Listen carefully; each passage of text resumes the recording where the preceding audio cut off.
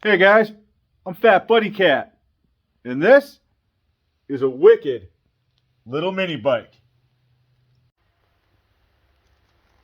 Today, we're going to be upgrading the fenders. I had already removed the stock metal ones,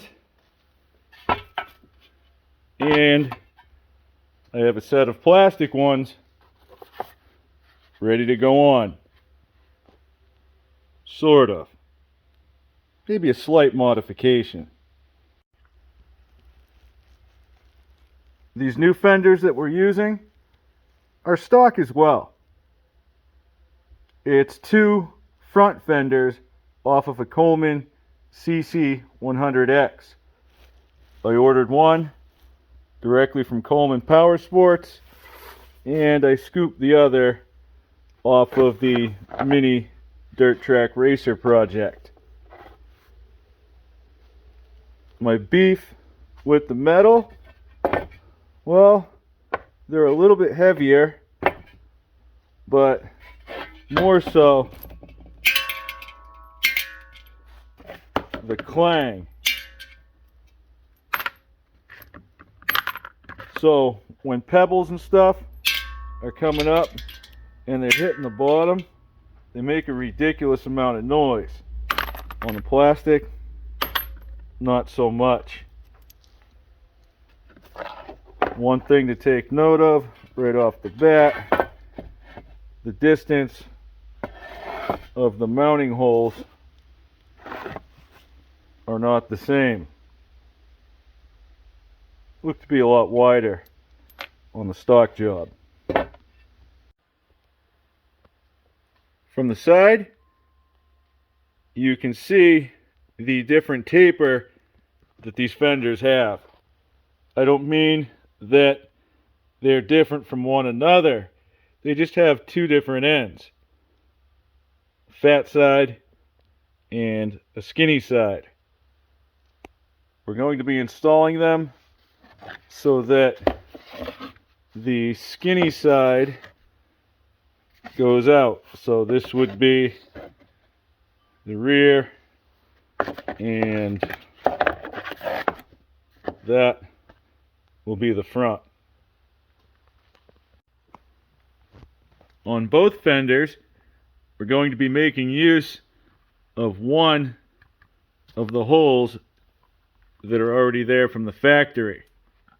We're going to be lining that up with the front tab.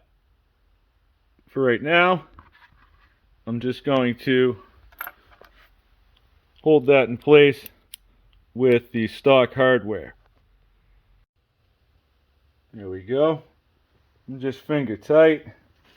That way we can still manipulate the fender.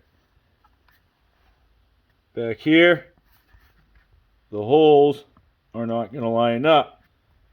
I'm going to have to drill a new one in the plastic.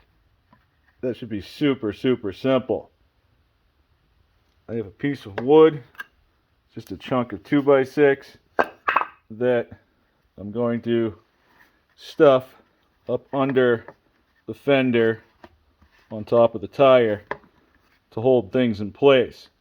That way I can find my center. Then we'll mark a hole. My center worked out to just under 2 inches from the edge of the mounting bracket to the side of the fender on both sides. Now I'm just going to reach in here and mark a hole.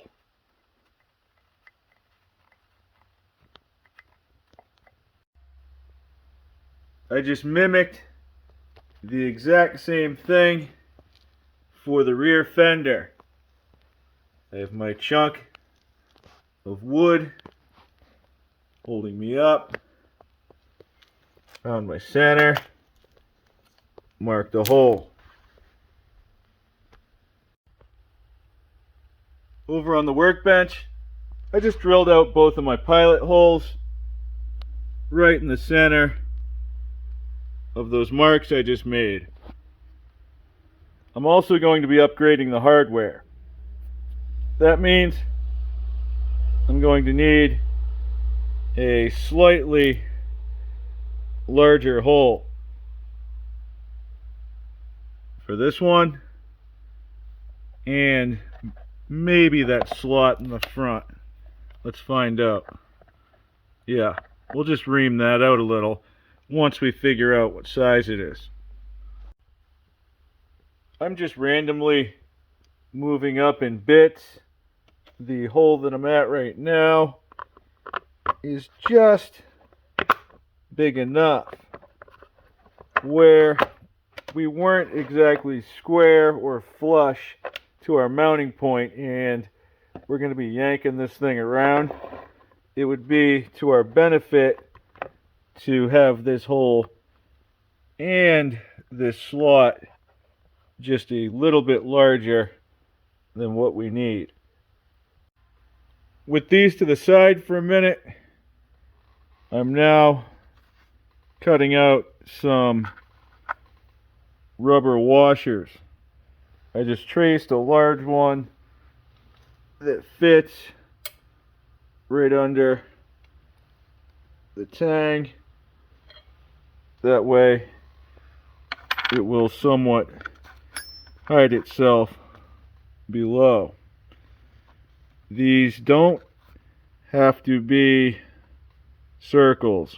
They can be squares. That makes it a lot easier. I just used my drill to make some holes in them when it was all in one piece. That way it's not, you know, flying all over the place. Now I'll cut them out. I'll make my square cuts right along the lines. That way I know it's a sure thing. I already have the front bolts in place. I'll do the same in the back, and then we'll add the fenders.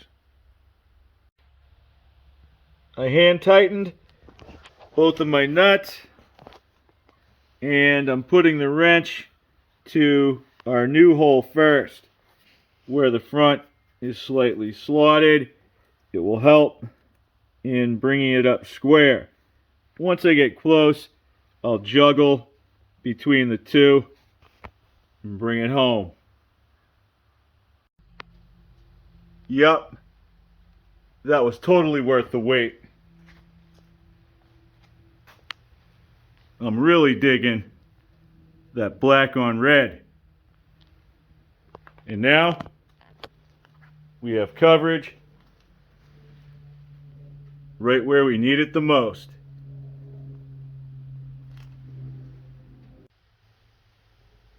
We only have one thing left to do on this wicked little mini bike, and that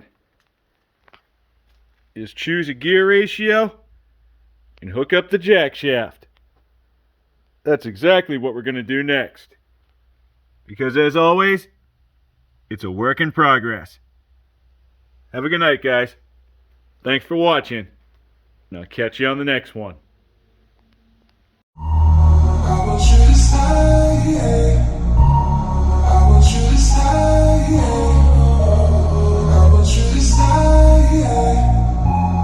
I want you to stay.